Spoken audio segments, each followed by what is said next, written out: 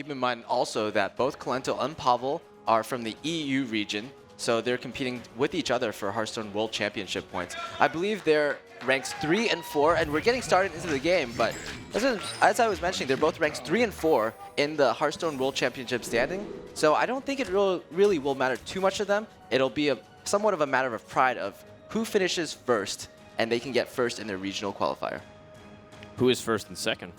I believe first is Life Coach, second is Maverick. So with a tournament win here, these players can overtake those players. Very talented bunch, and we're going to start things off with a good old Hunter versus Hunter. That's right, nothing has changed too much, at least in the very early stages of TTT. Hunter still has a lot of viability.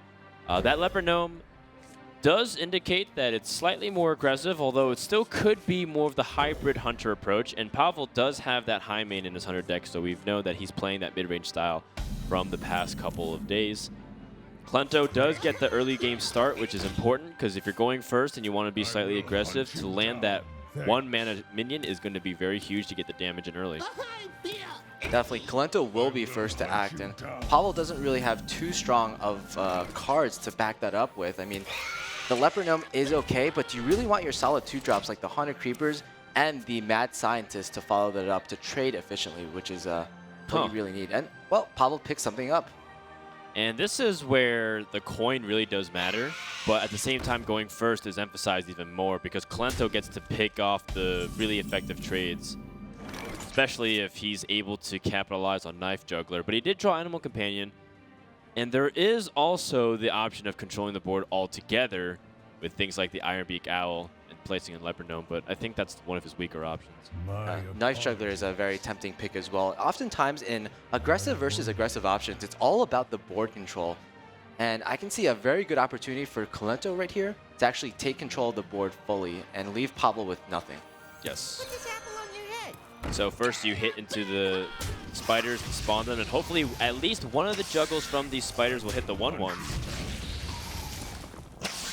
And the benefit of it is that you get the juggles before your opponent can. And he does end up landing on both of them, so Kalento does get off to a pretty good start. Pavel needs Unleash the Hounds in order to stabilize onto his board, or if he's running an explosive trap. Okay, all he can do is really fill up the board like this. He gives up his coin right now, which means that he doesn't really have an opportunity to Knife Juggler Unleash in the following turns. But you know what? Haunted Creeper is one of the best minions in the game to fight the board in the early stages. But you know what? We're also ramping up into the middle stages of the game. If an Animal Companion comes out and Misha comes out, for instance, it could just change everything. The Haunted Creeper would kind of be shut out of this game. I believe Kalento might want to favor the mana curve, though, and go for this Ironbeak Owl.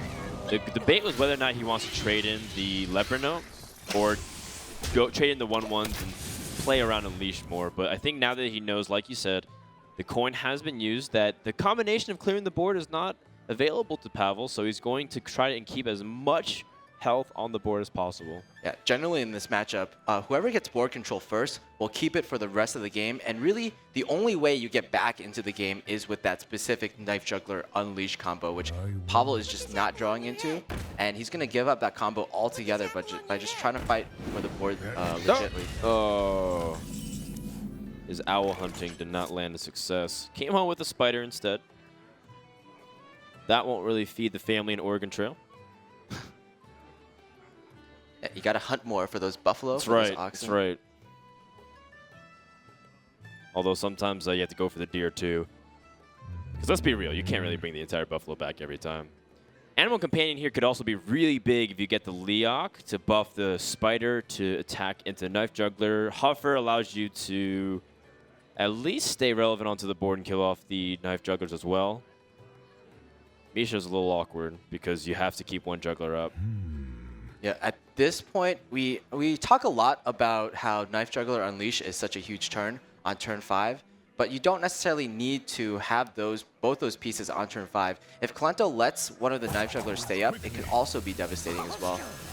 Yeah, he's not going to even leave it to chance. He kill commands because he says, I'm not going to let a 33% chance ruin my odds. Yeah, and it's a painful exchange, but at the same time, he still is in a commanding lead on the board and in health.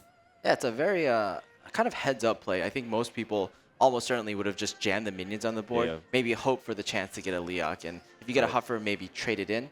But I think this is a bit more efficient, just being more steady, more calm, and having the average draw being more consistent. Yeah, because now no matter what animal companion he gets, it's going to be effective versus there was a chance that he could get unlucky, and I think Kolento just takes that very safe route. He says, you know what, I have a good lead. No need to throw it away and let those knife jugglers potentially ruin my day.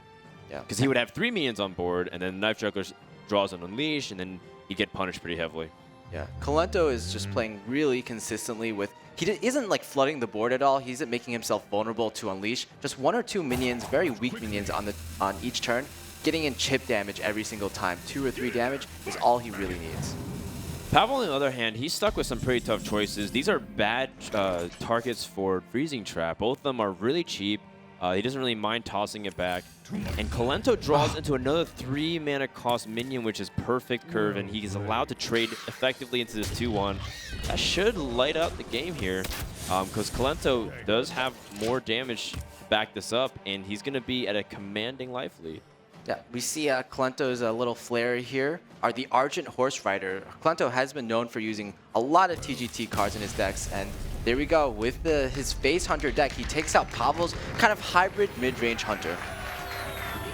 Right, and we still don't know if it's truly a Face Hunter yet. It could be one of those things where the scientist could have pulled a Freezing Trap, and it's more of a hybrid approach. He has a few chargers, but he has a couple of slower cards and also to gain some tempo in case he needs to play it against aggressive decks. So there is a possibility of that. Yeah, there's the Argent Horse Rider, which makes it maybe a little bit more questionable, but it is possible that you put the Argent Horse Rider in a hybrid Hunter as well. Yeah, you just replace the Wolf Rider, and then you still have the high mains in. Can't be too cautious, but at the same time, it's Conquest, so Kolento's done with that deck. And the fourth deck, not the 7th deck, because then that'd be a best of 13. The 4th deck here ends up being okay for Kolento, so he can go back to his normal game plan. Yeah. Now, once more, Pavel, I mean, best of 7 is a lot of breathing room. You can lose the first 2 games and not feel like you have to win everything at that point. You can still take your time. I would still go for whatever deck he feels like is his best chance. So if he feels comfortable on Hunter, I say Q again. Yeah, I think Kolento is really happy that he got his 4th deck out of the way. In general, in this format, I feel like your 4th deck is most certainly your weakest deck. You bring your 3 best decks to the group stages to have the biggest chance of moving out of those stages. And then that 4th deck, maybe not the best, but here we see Kolento with his signature Mysterious Challenger Paladin. Yeah, so the Mysterious Challenger Paladin, he's the only person to bring it in the group stages so far. I believe he's the only person to do that, right? Because there are only a couple Paladins. Not sure if the other 2 players on the other side have even Paladin available. We'll have to see when the time comes. But Kolento was very effective with it. Every single game that it was played, it looked like it was in a position to win or it did win, because we did have a few disconnects. The Argent Squire here seems to be a logical play, but you also could try to see if you can set up secrets to anticipation for it. But well, I really like just going with Argent Squire here. Pavel's hand is looking a little slow, but he actually has quite a few cards that will be important for the remainder of the game. A lot of taunts, and you have to keep in mind that this deck, it doesn't run Aldors, it doesn't run Equalities, so getting past 5-10 taunts or even Sludge Belchers will be quite difficult. Another key card, surprisingly, is actually the Big Game Hunter, because when the Mysterious Challenger goes off, you can basically attack into something with your hero power, try to get the Mysterious Challenger buffed up to a 7/7, and then kill it off. You get so much value off of that altogether, pretty much neutering 2 or 3 secrets. So another interesting dynamic too is that Repentance is really effective against cards like Ancient of War and Sludge Belcher. Part of what makes secrets a little bit difficult sometimes to navigate through is that they don't activate on your turn. So if you play a taunt minion, the minions have to crash into them, and you don't get the effects of Avenge or Competitive Spirit. But Repentance puts a weird wrench into things because you can't just flat out drop this Ancient of War, and Kolento can time it effectively if he knows that this is Ramp Druid. Because the thing is, Pavel didn't bring this type of Druid to the group stages. So can Kolento assume that it's a defensive Druid, or is it a mid-range Druid that's trying to combo him out of the game very quickly? Yeah, you're completely right about timing this Repentance. On turn 4, it's unlikely that Pavel will either play a 4-drop that has Taunt or Innervate out a 6-drop that also has Taunt. Rather, you probably want to play it going into your opponent's 5th or 7th turn, where he has the chance to play Druids of the Claw, Sludge Belchers, Ancients of War. This turn was really key for Pavel here, and also for Klento, because now Pavel, he has shown that he does not have a swipe, and Klento will feel really good going into the next few turns. Knife Juggler is a draw that fits within his mana. Now he has to decide what he wants to use, and I have to imagine that Avenge is a really powerful secret in the next couple turns here, because he can really start pressing in damage, as well as Competitive Secret. To be able to use a 1-mana spell to give 10 stats on the board or more is pretty nuts. Yeah. So I imagine Knife Juggler plus the secrets here would be Kalento's best bet, although there is an opportunity for him to try see if he can do something else as well. I think all the secrets would be amazing here. Because Kalento has seen no swipe, then Competitive Spirit is a lot better. But Repentance, again, it's also really good because, you're going into your opponent's turn 5, and that's Sludge Belcher. Yeah. It's going to get a little shrink down. Sure. I think he realizes that if he plays Competitive Spirit over Repentance, he'd have to cash in a bunch of these small minions anyways into Taunt, so he'd rather not have to deal with that. That's right, that's right. It's kind of like a Quartermaster. The Quartermaster is obviously very good at 5, but even though you have all these 3/3s, you still have to crash 2 of them in and have them die to a Sludge Belcher. Right. And instead, he can use his weapon and then use whatever comes out here. Now, Pavel is aware of this, so he's going to play around the Repentance. First, he's going to activate the Avenge. But no matter what Avenge lands on, the Shade can't trade into it. Yeah, I think he really hoped that that would be the noble sacrifice. Avenge, it's just giving your opponent more power. Right. And now he's going to realize very quickly that he's in some trouble here, because that Repentance is now live, and he didn't develop anything on the board either. And now he's on turn 7. If he plays Ancient of War, he is about to get his world rocked. In fact, I think he can know his Repentance, right? Because everything else has been tested for. Yeah, Competitive Spirit would have gone off. Yeah, I believe he does know it's Repentance, but the problem with that is he can't really play anything. Like, the Keeper is a good draw, I guess, but after that he has nothing to follow it up, and that's almost lethal on board, especially with the Mysterious Challenger in Kalento's hand. Well, I mean, he's not even really the Mysterious Challenger. It's the fact that, you know, he's about to get 8 power onto the board, and he's going to be pressing for lethal. Because everything here gains an additional damage. So that's 8 next turn. Pavel will be at 10. Oh, he passes. He doesn't want to activate a second Avenge. Because the way Kalento played it from the hand, he was interpreting that it could be. The Consecration will be lethal, and just like that, Kalento's out to a very quick 2-0 start.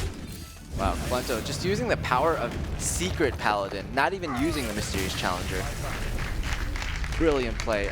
Just overall, knowing when to use which secrets really drove Kalento for the win there. Of course, Pavel did draw a little poorly. Usually, I think the Druid has a much better chance against that deck, but without any wrapping spells, without Wild Growths, without Innervates, really, and getting 2 7-drops in your opening hand, not really the best start for Pavel. You do have to note, however, that Pavel seems to be, again, using no TGT cards, using kind of like a pre-TGT deck, so there's actually fewer options to ramp up. So that might hurt him as well. That's true. I'm actually very surprised that he didn't even try putting in the Darnassus Aspirant as far as we've seen, but maybe he does have it, and we just haven't been able to witness it at the moment. Time will tell. Time will tell. It's still 2-0, and the series could end up developing to be going to Game 7 still. Just has to get on the board. I think this is more of the must-win situation now. If you lose here, then it's like, you're down 3-0. You have to beat a deck 4 times in a row. Are you really going to be able to get a deck that's like Dragon Warrior, really inconsistent draws? I'm not sure, because it feels like that's one of the more consistent decks out there. Yeah, we do have to mention also that Kalento is currently 8-0 in this tournament. He has yet to lose a game. Really dominating for him so far. And not only is he 8-0, but he also has 2 decks that remaining in his lineup that he has not lost with either. I have to imagine that Pavel's just going to go for whatever he feels like is his best deck against control styles. If he feels like the Druid is once again a good opportunity to push out his opponent than go for it. And that's what he chooses. So Kolento queues up the Priest. Now, this Priest also has a big question mark for it. He has Divine Spirit. That's a card that we looked at and said, what? Why would you play that card? And then you realize that Dragonkin Sorcerer gets energy. You have cards like Death Lord and the Twilight Guardian to get insane health so that it never dies. It feels pretty cool that he's even has an opportunity to do something like this. We see the classic emoting from Pablo, something that he's done in the group stages, but I've noticed that Pablo's actually been emoting less in these stages, in the playoff stages, than in the group stages. Maybe it's because he's a little bit more nervous, maybe because it's on the back foot, but also maybe because he's facing us off against Kolento, a player that almost everyone really respects. Oh, so you think he emotes when he's not respecting people? It could be. Okay. I mean, Pavel versus Wafster, a battle between two youngsters, right? And maybe they were just playing around, but I think pretty much everyone really respects Kolento to a certain point. I certainly do, at least. Well, taking a look at Kolento's opportunities here. He has Death Lord, which immediately challenges just the big game hunter. He would love to go coin Blackwing Corruptor into Blackwing Corruptor. That feels like the ideal opportunity. But then he might get betrayed here by that Death Lord as well, which complicates the math. Because if it pulls out a huge minion, he might not be able to fight against that either.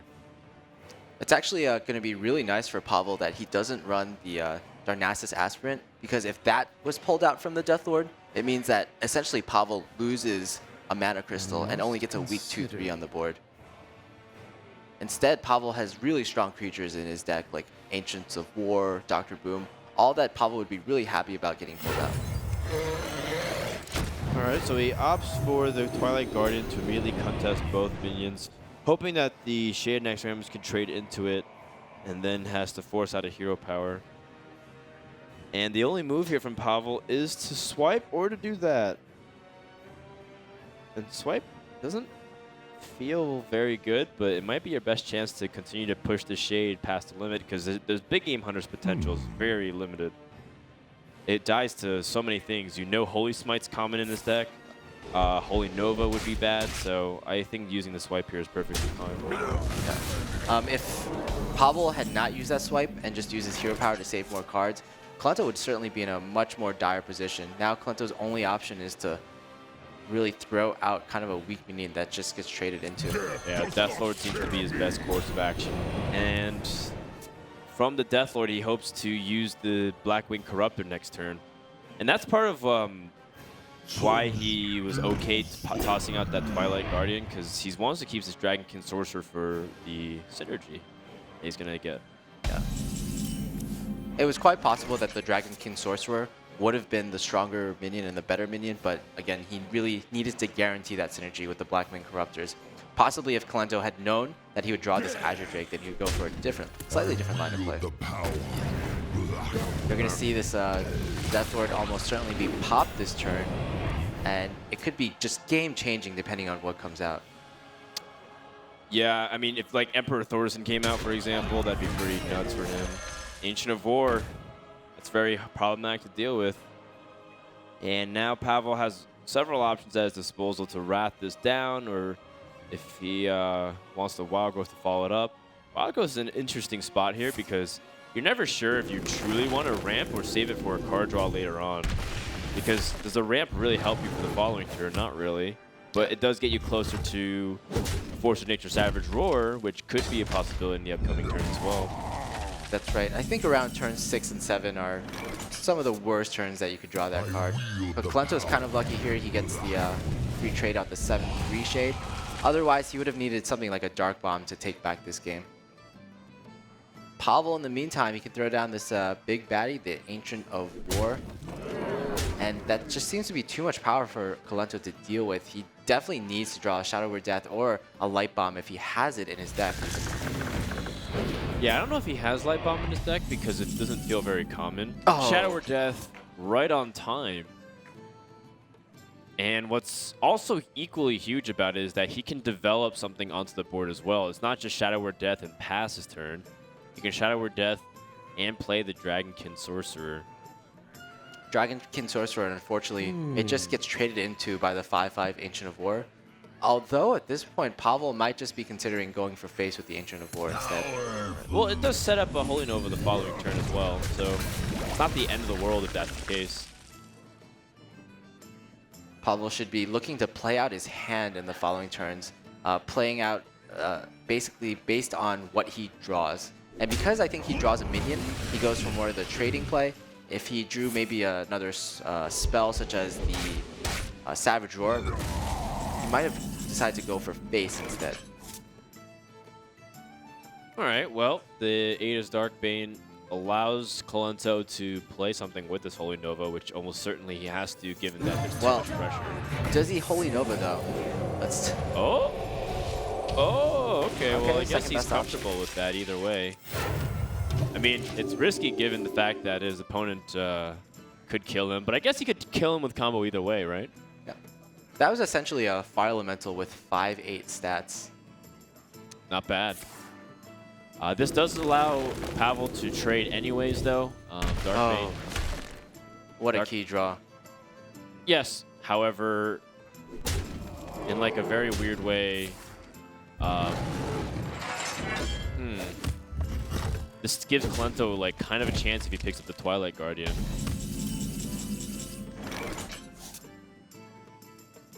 That doesn't seem to be it. Yeah, so Kolento's just going to heal, but that combo is just enough. He has 1 extra damage. Yeah, Kolento seemed to be on the back foot the entire game, but you could just see how close this game was. Yeah, he was very close to stabilizing the board, and his quality of his minions would have been much higher considering that both Ancient of Wars have been used. So Pavel gets a much-needed victory, and the series is alive because Kolento would have been in a 3-0 position and stomped his way potentially to the Grand Finals. Yeah. Kolento's first loss in the entire tournament, and he just got some unfortunate draws. I mean, it is Hearthstone. That does seem to happen sometimes.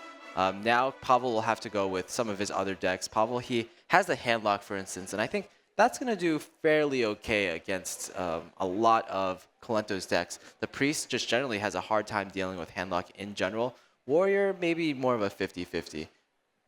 Yeah, so that could easily tie up the series, but then in the grand scheme of things, is it able to get past those decks with his Hunter? Can he continue to do that with his Patron Warrior? And that's tough because these are 2 of the better decks against Patron Warrior. Pavel most likely will have to go for that Warlock deck, though. Yeah. I'm actually really curious as to the matchup between the Patron Warrior and the Dragon Priest. Typically, the Priest doesn't do that well against the Patron Warrior, even with the Light Bombs added in, because you do have some cards that just get eaten up by Patrons. I've actually never seen that matchup in a tournament ever before, since, of course, TGT first came out. So I'm actually going to be interested in how Kolento certainly plays it. All right, so Kolento could stick on to this Priest, which is cool. I think he is the only Priest player in this entire tournament, which is also unique to Kolento because he's a player who loves Priest. They associate classes like the Rogue with Kolento, maybe some Warlock stuff, or maybe even the Hunter from back when he was creating the mid-range Hunter along with Life Coach that really broke the game. But Kolento loves bringing Priest to tournaments, for better or for worse. Even before TGT came out, he was always doing it. Instead, he's going to switch over to the Warrior, seeing if he can use that effectively, and he's guessed correctly because this is the matchup that he would like to have, right? Yeah, definitely. I think back in the Blackrock Mountain days, I was starting to keep track of stats, and I found overall that Priest had one of the highest win rates out of pretty much any deck in any class, and it was actually just because it was Kolento playing the Priest more than half the time.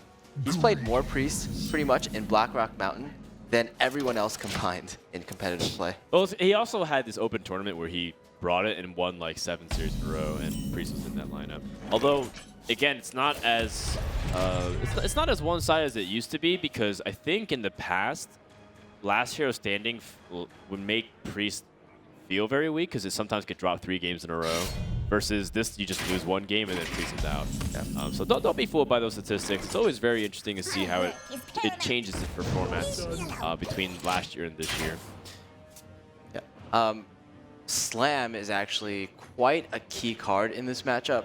Typically, I think the Dragon warrior only has one brawl, so a lot of the times you're relying on just killing the patrons one by one with this deck, and Slam really helps you because typically the patron warrior will get 4 patrons on the board, one 1 HP one, one 2 HP one, and 2 3 HP ones. So if you have a minion on the board, you can kill one patron off with your minion, one patron off with your Fire War Axe, and then the 2 HP minion you can kill off with your Slam, leaving only a 1 HP patron that doesn't actually duplicate at all. That's a very complicated explanation, but I think I followed it wrong. So basically, Slam helps you address the Patriot board if they go for it early. Yep, early TLDR. Yeah. So the Blackwing Corruptor here on curve, pretty powerful. And, Clinton does have his other weapons, so it does give him some ability to remove the minions on board. And Pavel can't really leverage those existing minions for cards like Battle Rage if he ends up picking them up. In the meantime, though, he's got a lot of cards, which is nice. Usually, you have to fight very inefficiently against these minions, but in this scenario, it seems like he's doing okay. Yeah, we also noticed this is a kind of Pablo's signature play and signature card, the Cruel Taskmaster, plus the Cruel Taskmaster onto the Acolyte of Pain. We've seen in some of his previous games that he's played the Patron Warrior as less of a combo-ish kind of deck and more of a tempo-ish kind of deck, using his Cruel Taskmasters, for instance, just to buff non-Acolytes in order to take board control early on. It hasn't overall worked out that well for him, but we'll see in the future games. All right, Clento opting just to burn some of his removal to get his Blackwing Corruptor as healthy as possible, force him to take damage, and he's being aggressive. Look, Pavel is 16 HP. He's most likely going to have to execute this Blackwing Corruptor unless he's willing to take more damage with this Death Spite, and I don't think so. A fight! Count me in! Paolo's actually, or rather, Colento's playing this matchup a lot differently from most players. Most players would try to keep control of the board, but not use that many resources to clear out with just a Cruel Taskmaster. Just going on the aggression, and it might hurt him because he won't be able to deal with all these patrons here, having used the Shield Slam.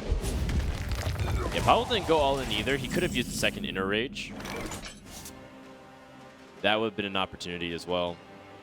No Dragon for Twilight Guardian to get buffed, so he can play Sylvanas and let his opponent deal with it. That's an opportunity. The other alternative is to try and just play removal and be defensive and not play anything, like through slams, armor up. I have no time for games.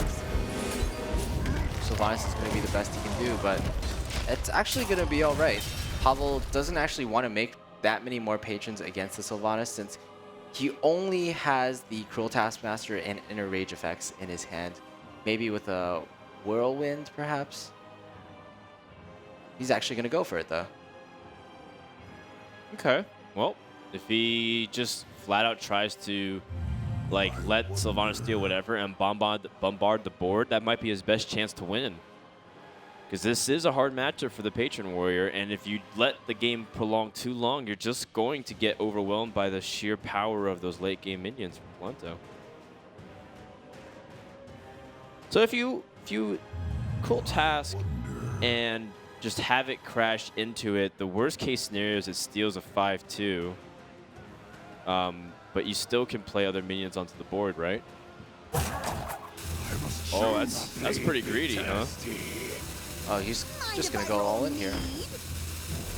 And as we mentioned in a lot of the previous games that Pavel has played, Patron Warrior, if you don't have cards in your hand, it's going to be hard to get more cards in the future. So this is certainly quite all in. Execute. That's helpful. Yeah, definitely. Especially if he needs to get rid of that Frothing Berserker. So the proper sequencing is really key here. He wants Sylvanas to get an optimal steal, and I think he'd rather just take his opponent's Frothing instead of having to slam execute it. And he can minimize those chances by using Death Spite. Death Spite, slam onto the 5-2. I don't know. That's kind of hard. It's hard to guarantee anything. So basically, Clento will be able to take care of 5 of these minions, leaving Pavel with 1. But he can't actually guarantee a steal. It'll come down at best to a 50-50 as to what he steals. So I think it's best to guarantee the steal between the loot hoard and the cruel task then, right? You disarm him basically. Oh, he's gonna try to go for greedy steal then. Oh, it's quite Oh man, this could go so wrong.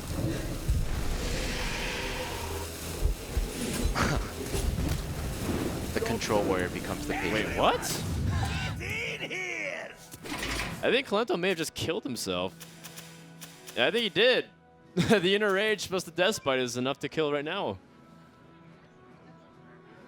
All right, well, that wasn't the most traditional way to deal with the board. I was thinking that you could kill the Frothing Berserker guaranteed and then just flip between the full task and the Yeah, that's right. loot hoarder. It seemed to be somewhat of a more consistent play, just like death spiting into the Frothing Berserker, right? Only taking 3 damage early on. Right, or you can kill. You could just kill it with a slam execute and then do everything else too. So, all right. Well, it ended up not going his way. Kalento took a risk, and Pavel ties up the series in a very complicated play, which was uncharacteristic because I feel like Kalento's playstyle is more on minimizing the risk instead of going for a 1 in 3, which could have been disastrous. Yeah, definitely. And he even got kind of lucky too, because if he stole the loot hoarder, that would have been really bad because the patron is existing on board. Yeah. It turned out not to matter too much in the end, though, because as long as he didn't steal the Frothing Berserker, it Right. was Pavel's game to lose. But credits to Pavel there, putting on everything on the board, knowing that he had to make an all-in push right there and then. He didn't have that many cards in his hand, and when you have a board full of patrons, you might as well just go for it. All right, well, that's going to tie it up, and Kalento had a good matchup, but he has dropped that. And it's not because the matchups are impossible to win by any means. It's just that it seems like Kalento didn't get the cards he needed to stabilize. For example, he never got a dragon for the Twilight Guardian to be able to be played in taunt mode, and that allowed Pavel to control the board a little bit more than he should have. He never drew the brawl. So those are things that are really challenging. Yeah, we're gonna go down to essentially a best of 3 at the moment, and it's gonna be a lot about how the decks match up against each other. I feel like this is probably it's a good matchup, but it's probably not the best matchup that you want. I think you really want the priest to get a win off the hunter. Yeah, I think Kalento feels like Pavel is bound to choose the Warlock eventually, and he wants this to go against the Warlock. However, a Warrior vs. Hunter is still pretty good, especially with a hand like that. Coin 3 drop into 3 drop and Twilight Guardian, all having 3 attack and a lot of health. And just all those minions, the Blackwing Technicians, they deal perfectly with this Knife Juggler, and even the following Knife Juggler that might come down. That is pretty nasty. Now, I wonder if Kalento is worried at all about cards like Freezing Trap, but I don't think you play around that because your opponents never really keep that early on, and they usually try to get the Mad Scientist instead. Put this apple on your head. Not only that, even against Freezing Trap, you want your smaller minions out first, and this is one of the smallest minions you have in your deck. Besides the Alex Strauss's champion, of course, which he did see from Kalento. Kalento, he showed in a previous game that he was very versatile. He knew that as the Dragon Warrior, you don't always have to be defensive because you have minions on the board, a lot of minion potential. You can just go aggressively when you need to. All right, well, that Freezing Trap's annoying, but I don't think Kalento even mind popping it here, just because it's before the Eagle Horn bow can come down.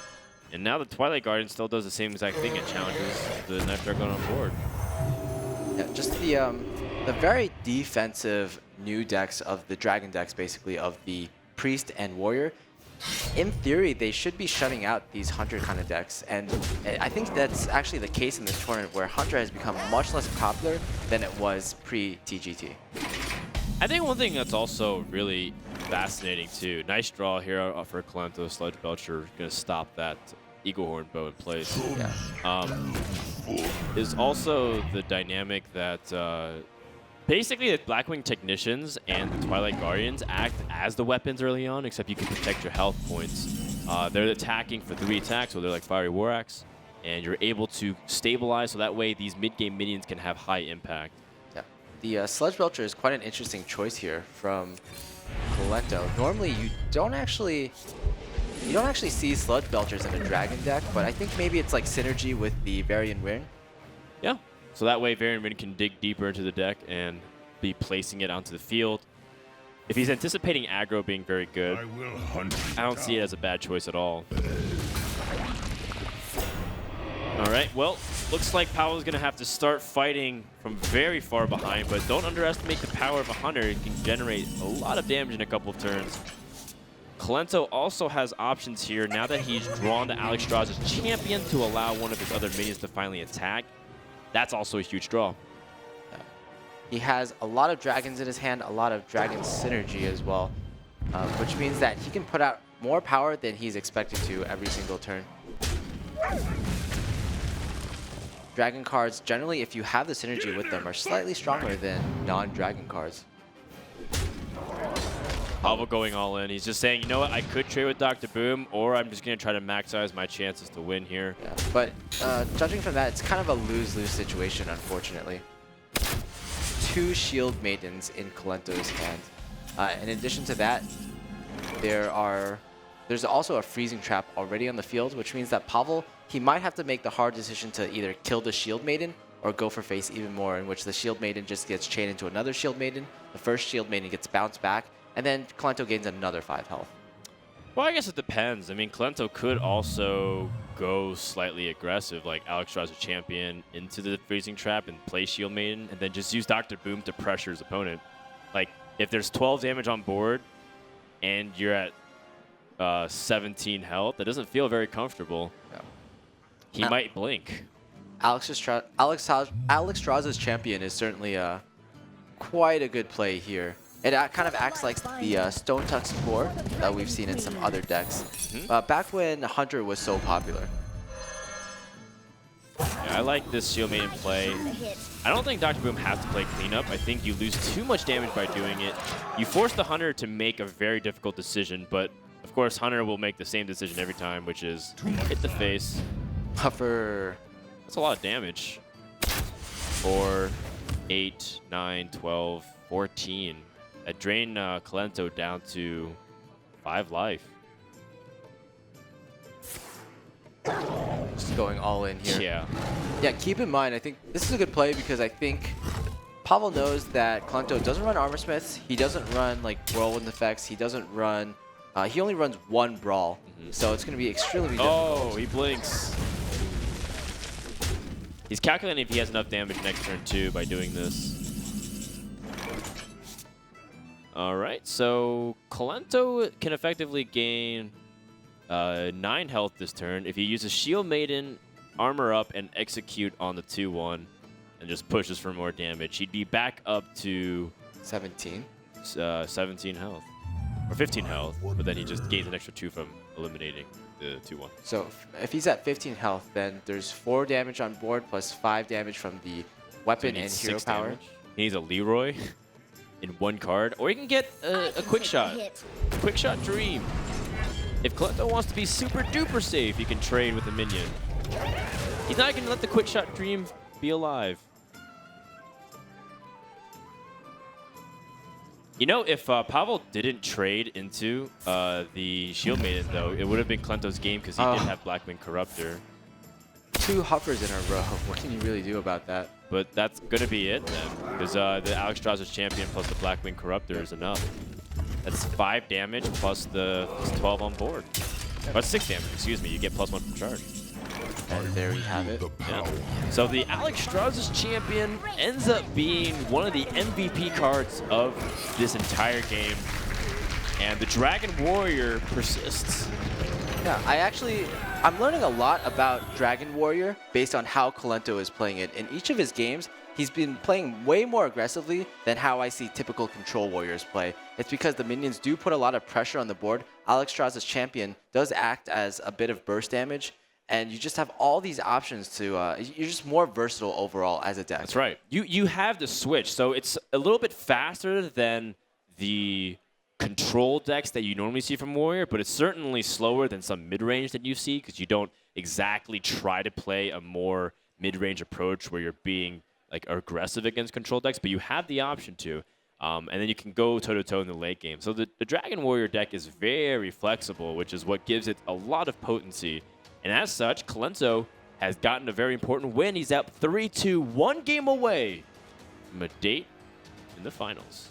Yep, Kolento just with that Dragon Priest left. I don't think he's going to be going as aggressively with the Dragon Priest, for instance, but you know what? It is very similar to the Dragon Paladin in some instances. He'll have a very hard time dealing with the handlock that Pavel that is going to be bringing. And I think Pavel's just going to go with the handlock first, get an easy win out of the way, and it's going to be just the Priest versus the Hunter as the final showdown. Yeah, the regular Priest actually does better than the Dragon Priest, generally speaking. Or is it? I mean, Pavel just goes for the Hunter, and he says, if I can get this win anyways, then I'm going to win this series. So this could feel effectively like Game 7 anyways, Monk. Yeah.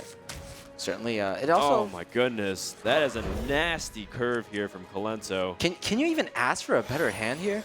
Not really, because everything gets the synergy until the Twilight Guardian. He needs to draw one more dragon for it to be perfect. You can see that smirk on Kolento's face right now. He's even emoting here. Like, normally drawing Ysera this early on is bad, but now the Twilight Guardian actually gets an activation of its holding mechanic. And Pavel's already in a very awkward spot. Developing the Haunted Creeper means he loses the Abusive Sergeant. But Freezing Trap is one of the worst against a one-drop like this, because the Worm Rest Agent is even harder to deal with than this Twilight Whelp. Yeah, and you know what? Now the Twilight Drake, it comes back to the hand, but it's still useful just as a dragon card if Kolento had not had the Ysera. That's also true. It's also on curve as well, in case he needs to play that something on turn 3.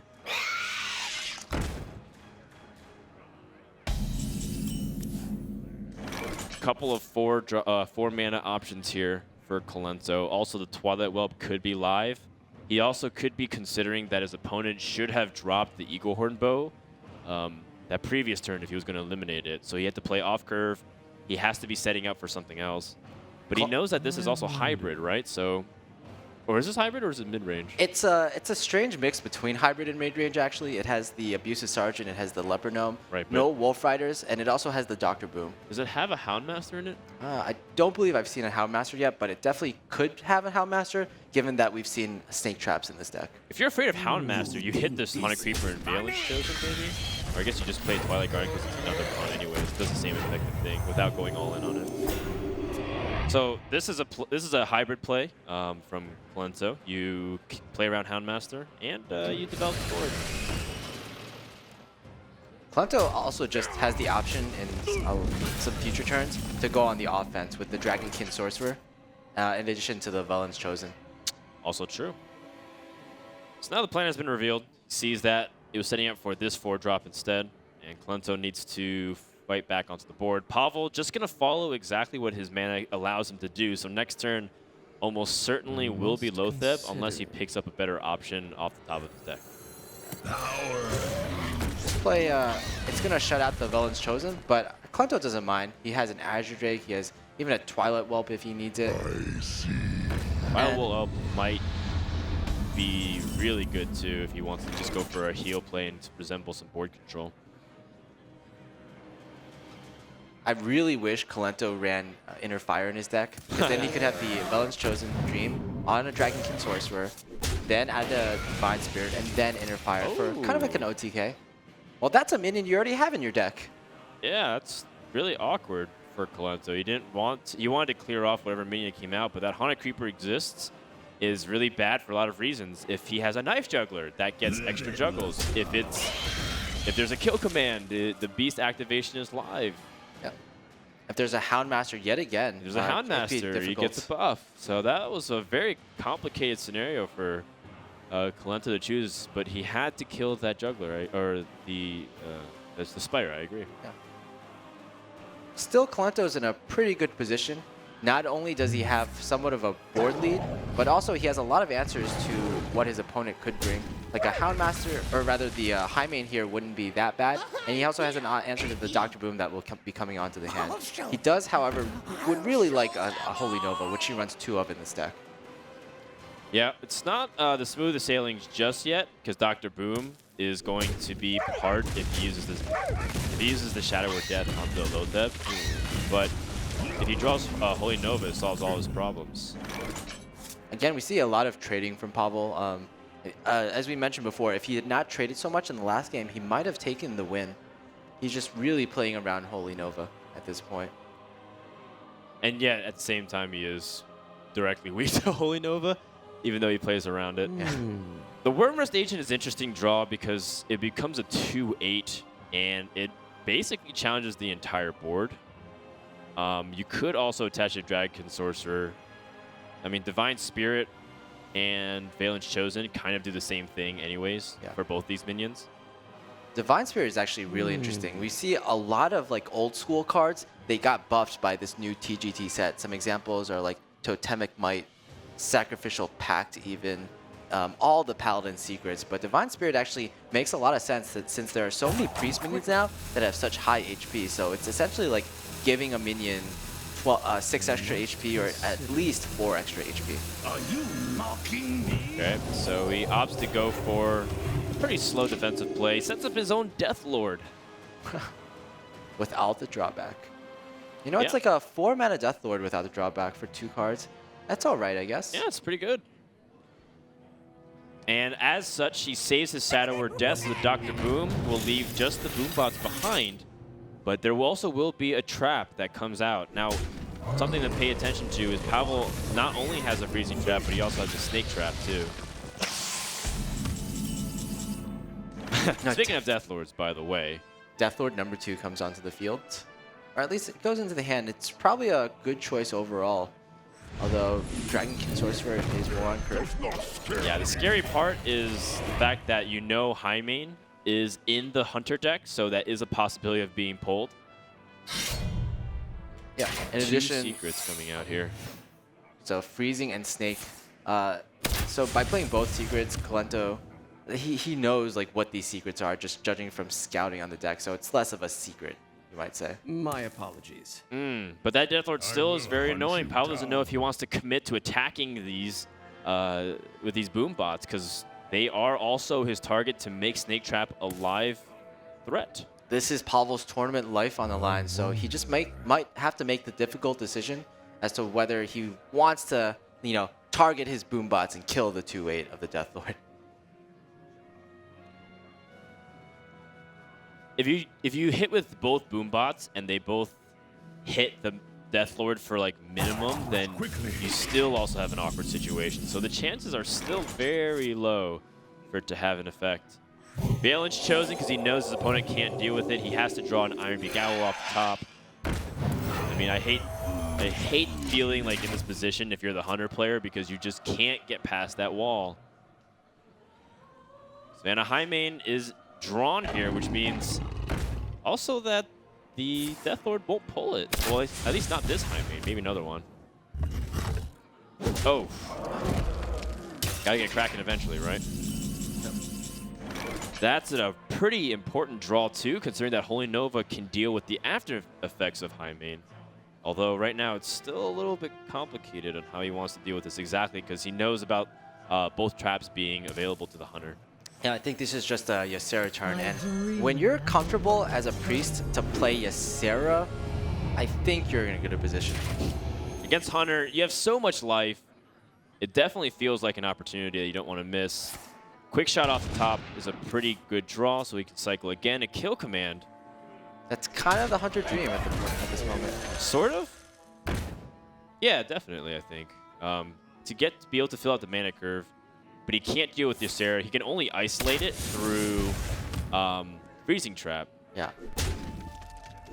Ideally, he would kill off all these minions, but he would have to take some chances in order to do so.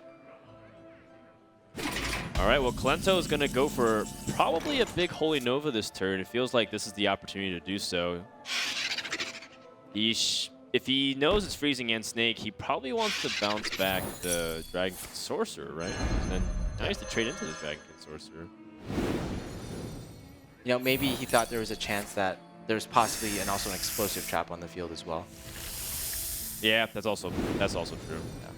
I'm not actually sure if the Dragon Sorcerer is better than the Twilight Whelp in your hand. I guess it is because you have just so many. You have so much mana at this point that it doesn't really matter too much. It's also fair. Okay, well, he ends up going with the play that Ysera takes most of the damage, and that's fine too. Yeah, it's not like Ysera's going to die anytime soon. Yeah, and then because he did so, he ends up having the Dragonkin Sorcerer stay alive. And Dragonkin Sorcerer with the Nightmare is actually a lot of damage when you think about it. 8, 11 plus 10, that's 21, that's 23.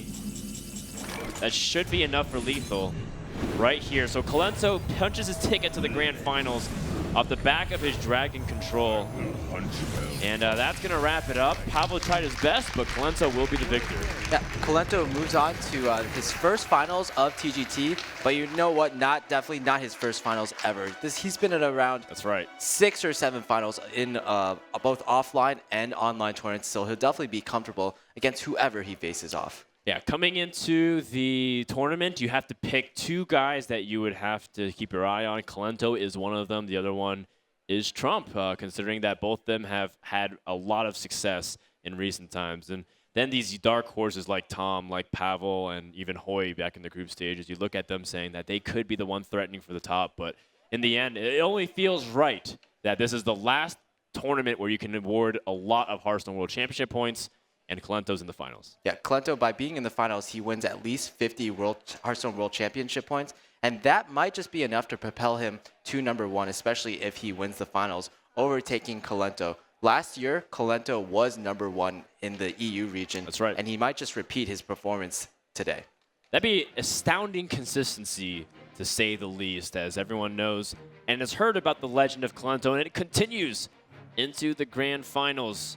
Of course, we have one more match in the semifinals before we go to the Grand Finals. We're only playing 3 best-of-7s today. Trump versus Tom60229 from Taiwan. Yeah. For those of you at the venue, of course, we have to take a little break to mention that the TSM, the Odd One, will actually be signing autographs in the GEICO booth right now. Cool. So, Doing it again. Yeah, definitely watch out for that as well. All right. Well, I think it's pretty much done for the first semifinals. I think Kolento played very well. There was that small little weird flub against the Patron Warrior, but ended up not costing him because even though his decks were designed to potentially be strong against Patron and target it, it didn't really backfire at all. Yeah, I think we're ready for an interview with Kolento right now. So we're having a little segment with the fans actually right now with Anna. So. I was confused. I thought we were tossing it there. Yeah, Anna's waiting with a few fans, and they want to get some of their thoughts on how everything's going. So what's happening over there, Anna?